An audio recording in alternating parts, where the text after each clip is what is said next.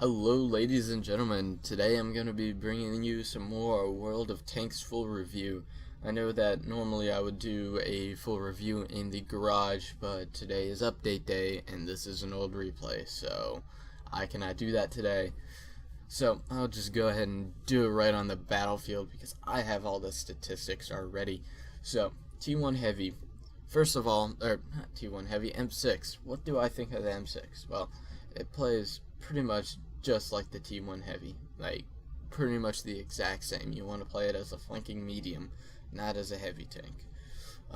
It has a really nice gun with good penetration and a decent rate of fire, making it a formidable opponent. I personally like it.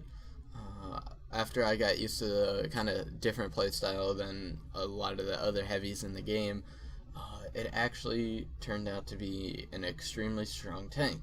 And as you can see from this gameplay that I'm going to show you, it is a really strong tank if played properly. So now let's go ahead and get into the nitty-gritty statistics here. Alright, so front, what most of your enemies will be getting. What are they getting themselves into? Alright, so turret armor, 102mm thick in the front, meaning it's not that thick, and the mantlet adds a little bit more, but it's not really significant. Size 8383, which is fairly good for sides of turrets, so you be wary of shooting the side of this turret. And then we look at the whole armor, 102mm thick at the thickest part, which is that mid plate. But this whole plate right here, the whole lower plate, mid plate area, is actually very strong. The lower plate is very difficult to penetrate in this tank, so if you're going to shoot this tank from the front, go with the mid plate. I mean, the mid plate, very flat, very easy to pen. Now, the sides and the rear armor of the hull, 44, 41.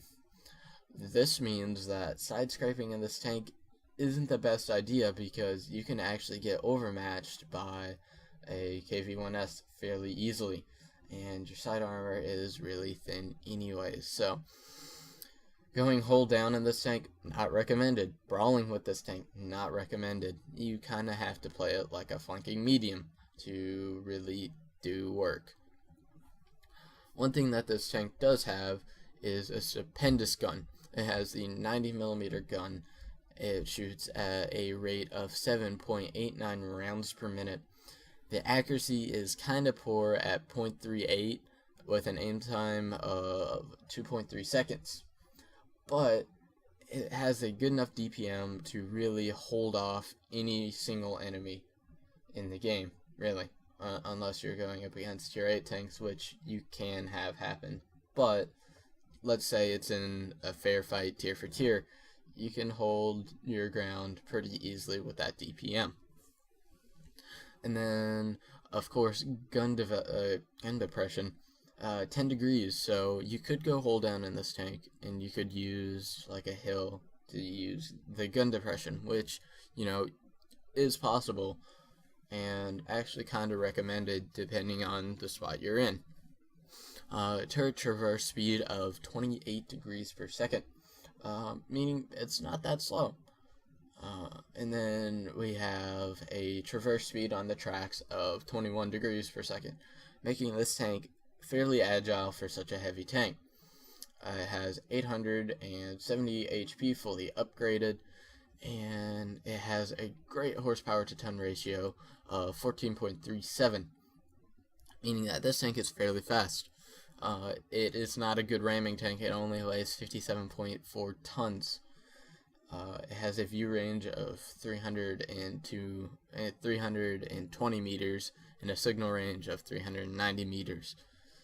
And the engine does have a chance for fire, so I would definitely bring a fire extinguisher with. And of course the standard repair and medical back. So that's pretty much the review for this tank. Not much more you could say about it, just play it like you would play the T1 Heavy, and I think you'll be probably pretty okay with it.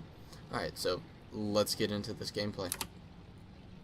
So we are playing on Abby, a standard battle on Abby. Let me go ahead and swap over to my view.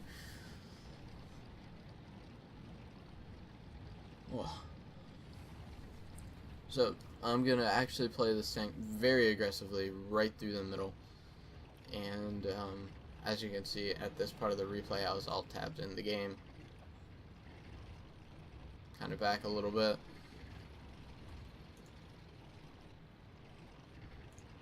There's some frame rate problems in the game. I'm sure that's just the game and not, or just the replay, not my computer, so can't really do much about that.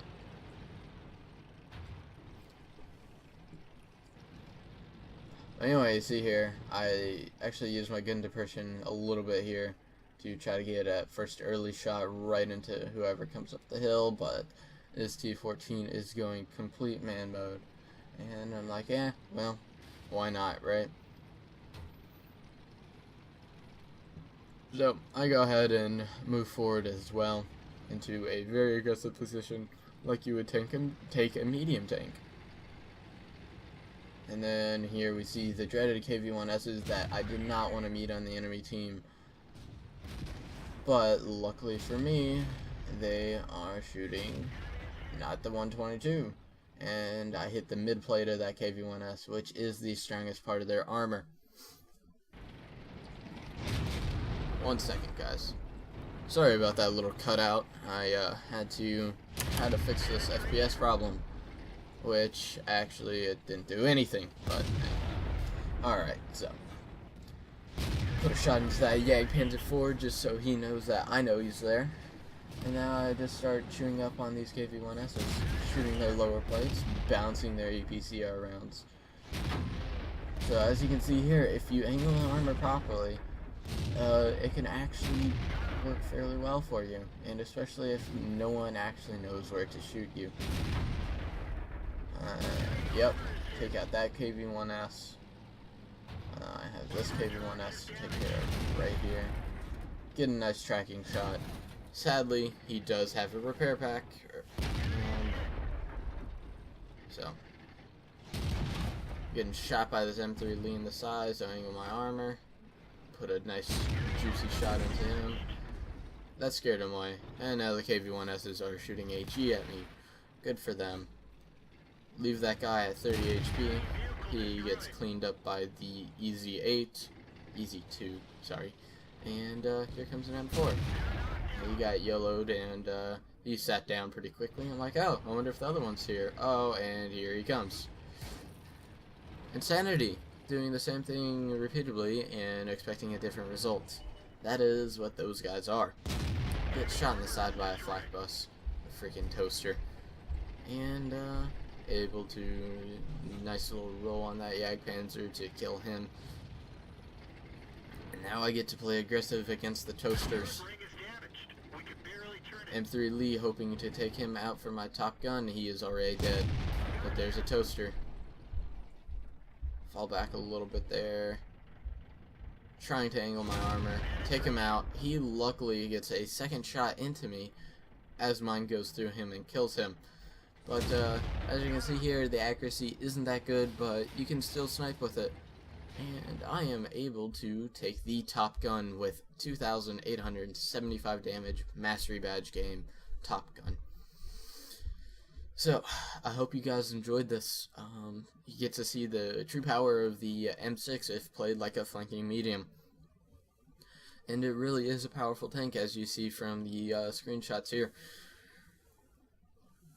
So, I really do like this tank. I think it plays really nicely. And if played properly, it is definitely a formidable opponent. So, I hope you guys enjoyed, and I will see you guys next time.